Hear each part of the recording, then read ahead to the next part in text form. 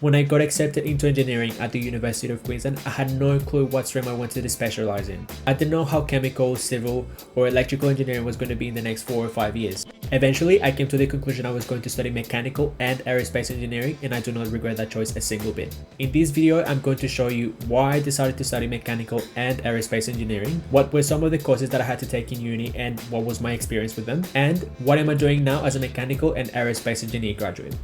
So why I decided to study mechanical and aerospace engineering? I mean, why not just mechanical engineering? Well, I didn't plan to study aerospace until July 2019. I graduated in December 2020 and I essentially had about a year and a half to actually decide whether or not I was going to do pure mechanical engineering or if I was going to do it with something else. I was about 21 years old at the time and I was like, okay, let me actually have a proper think about this. One, doing a dual major at the University of Queensland comes at no extra cost. 2, and this one really caught my eye at the time, the Australian government and the Australian Space Agency have declared that the space industry is actually worth $350 billion today and is forecasted to grow over $1.1 trillion by 2040. So what this means is that there's more jobs and there's better opportunity for you to climb up the ladder to get to that dream position that you really want to be in. And 3, and I also thought this, doing mechanical and aerospace engineering means doing mech and aerospace engineering, not a combination between the two. So I'm actually studying more and not necessarily devaluating my degree. And after looking at these 3 things, I was like, you know what?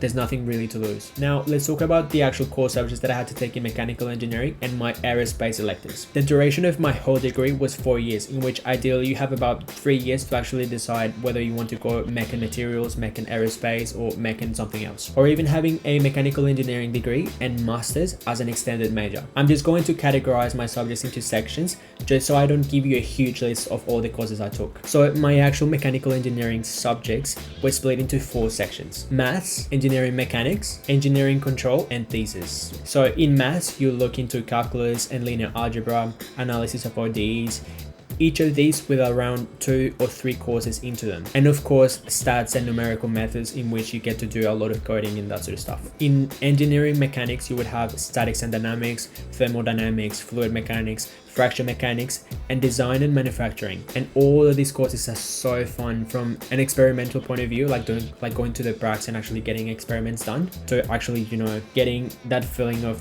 like the math behind it and like the physics that you deal with. It's just really interesting. The type of physics that you do here, I can guarantee you have never seen before. In engineering control, you'll have obviously engineering analysis, which involved really heavy code and, you know, solving real world problems. You would have control engineering, and that involved PDEs and Lagrange domains, so a bit of math again. At UQ, having an honors degree is compulsory, and that essentially means that you have to do practicals and experiments during the first 6 months, ideally.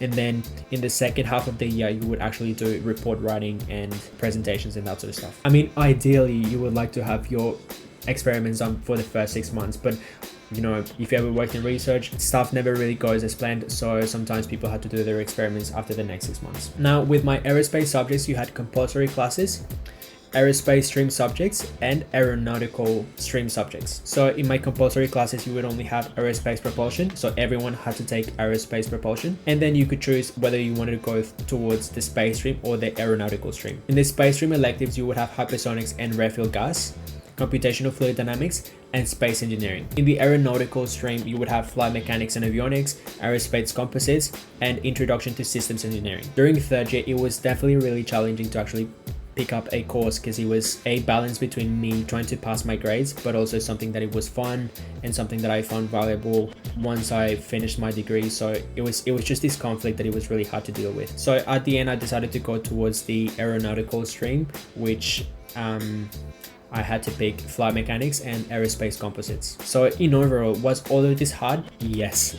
Engineering is a very difficult degree because again, you'll notice that the concepts carrying during the first 2 years will come up over and over. So what am I doing now as a mechanical and aerospace engineer graduate? Once again, I graduated in December 2020 and it has not been easy to actually get a job because of COVID. I have spent 7 months applying for jobs, on average 1 application a day, and only gotten rejection after rejection. Like, I'll show you all the emails that I've gotten of like all these rejections. It was just not doing well. Thank God I've been really fortunate to have found a job recently with a water treatment company, and it is not necessarily related to aerospace engineering, but it's definitely some experience that I can use to develop my career in the future. I'm not allowed to share completely what the business is about, but I can say that it's been a really nice experience so far, and there's a lot of things to learn, which is really good. Some of the concepts that I have come across at work that I did study in uni are pipe flow, fluid dynamics, and a bit of chemical engineering, but nothing really from aerospace. But doing aerospace led me to get involved in material science,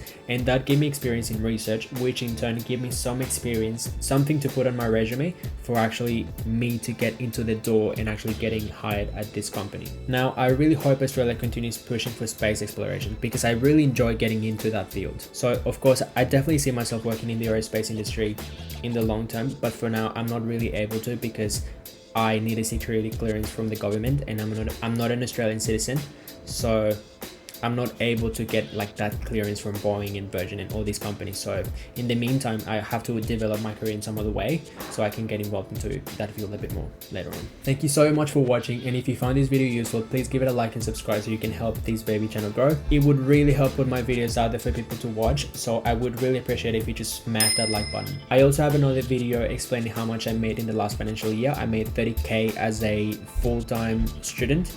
So if you're interested in that, go check it out, and yeah, till next time.